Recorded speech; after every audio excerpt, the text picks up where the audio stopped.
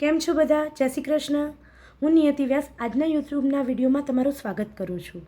હોળીનો તહેવાર નજીક આવી રહ્યો છે, તો આપણે તહેવારમાં ફટાફટ ફ્રી થઈ જઈએ અને તહેવારની મજા પણ માણી શકીએ એવી હું તહેવાર રિલેટેડ તમને રેસીપી આજે રજૂ કરવાની છું. આપણે હોળીના તહેવારમાં ઠંડાઈ પીએ છીએ અને ઘણીવાર ઉનાળામાં પણ ગરમીથી બચવા આપણે ઠંડાઈનો યુઝ કરીએ છીએ. ઠંડાઈ બનાવવાની પ્રોસેસ બહુ જ લેન્ધી છે, પણ જો આપણે ઠંડાઈનું પ્રીમિક્સ બનાવી દઈએ તો ઠંડાઈ ફટાફટ બની જાય છે. તો ચાલો આજે આપણે ઠંડાઈનું પ્રીમિક્સ કેવી રીતે બનાવવું એની રેસીપી જોઈએ. ઠંડાઈનું પ્રીમિક્સ બનાવવા માટે જોશે ખાંડ. તમે ધાગાવાળી ખાંડ કે પછી સાકરનો પણ યુઝ કરી શકો છો. બદામ, મરિયા, જાયફળ, વરિયાળી, પિસ્તા, ખસખસ, કાજુ, મગતરીના બી, સૂકવેલા ગુલાબનો પાવડર. તમે સૂકવેલા ગુલાબની પાંદડીઓ પણ લઈ શકો છો, પણ મારી પાસે પાવડર પડ્યો તો મેં એ લીધો છે.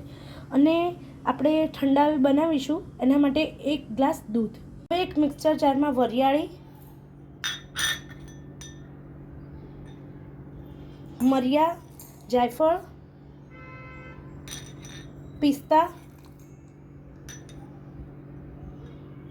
કાજુ, બદામ, ખાંડ, ખસખસ, મગતરીના બી અને આ જે સૂકવેલા ગુલાબનો પાવડર છે એ નાખીશું. અને આ મસાલાને આપણે મિક્સરમાં ગ્રાઇન્ડ કરી દઈશું. આપણો ઠંડાઈનો મસાલો રેડી છે. હવે આપણે આ પ્રીમિક્સમાંથી 1 ગ્લાસ ઠંડાઈ બનાવીશું. મેં 1 કપ ઠંડુ દૂધ લીધેલ છે. ઠંડાઈ ઠંડા દૂધમાં જ બને છે. એમાં 1 ચમચી ઠંડાઈ મસાલો એડ કરીશું અને તેને હલાવી દઈશું.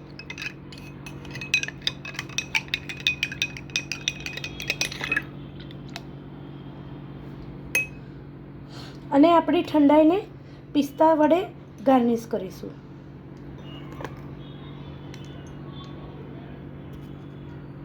તો મિત્રો, આપણી ઠંડાઈ પીવા માટે રેડી છે, જેને મેં પિસ્તા વડે ગાર્નિશ કરી છે. આને તમે ગુલાબની પત્તીઓ વડે પણ ગાર્નિશ કરી શકો છો.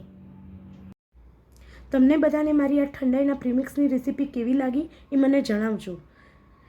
સાથે સાથે મને પ્રોત્સાહિત કરવા માટે આ વિડીયોને લાઇક, શેર અને ચેનલને સબસ્ક્રાઈબ કરજો. તમને બધાને મારા તરફથી happy Holi, happy Dhuleti. Thank you.